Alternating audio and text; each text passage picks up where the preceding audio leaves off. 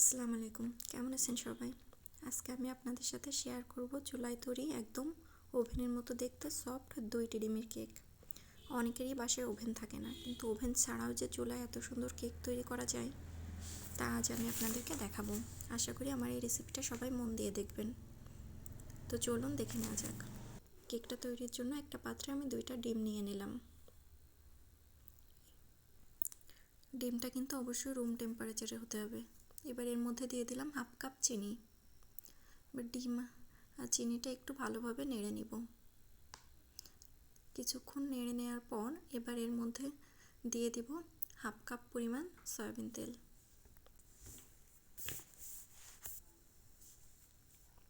এবার একটা হ্যান্ড হুইক্সের সাহায্যে ডিম, চিনি আর তেলটা খুব ভালোভাবে মিক্সড করে নিব। যতক্ষণ পর্যন্ত চিনিটা খুব সুন্দরভাবে গলে না যায় ততক্ষণ পর্যন্ত মিক্সড করতে হবে। কেকের কালারটা যখন এরকম সাদা হয়ে আসবে তখন মিক্সড করা বন্ধ করতে হবে। আমার এটা মিক্সড করতে 10 থেকে 12 মিনিট সময় লেগেছে। এবার এর মধ্যে সব শুকনো উপকরণগুলো দিয়ে দেবো। একটা চালনির মধ্যে নিয়ে নিলাম 1 কাপ পরিমাণ ময়দা। আপনারা চাইলে আটাটাও ব্যবহার করতে পারেন। নিয়ে নেব 1/2 কাপ পরিমাণ গুঁড়ো দুধ। নিয়ে নেব 1 চা চামচ বেকিং পাউডার। তার মধ্যে দিয়ে দিব 1 চিমটি লবণ। এবার সব শুকনো উপকরণগুলোকে খুব সুন্দরভাবে চেলে নিব। চেলে নেওয়া হয়ে গেলে এবার একটা স্প্যাচুলা দিয়ে খুব সুন্দরভাবে আলতো হাতে মিক্সড করে নিব।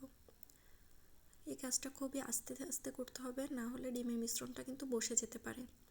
এই মিশ্রণের কাজটা ধীরে ধীরে করতে হবে। খুবই যত্ন সহকারে অবশ্যই এই কাজটা করবেন। খুব সুন্দরভাবে সব কিছু মেশানো হয়ে গেলে এবার একটা মোল্ড নিয়ে নেব।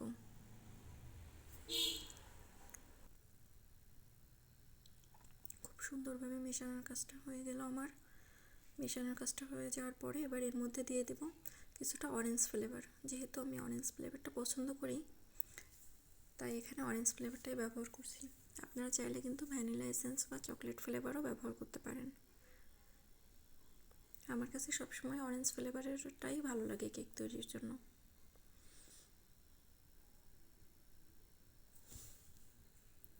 এবার একটা মোল্ড নিয়ে নেব, নিয়ে তার মধ্যে তেল ব্রাশ করে কাগজ লাগিয়ে নিয়েছি।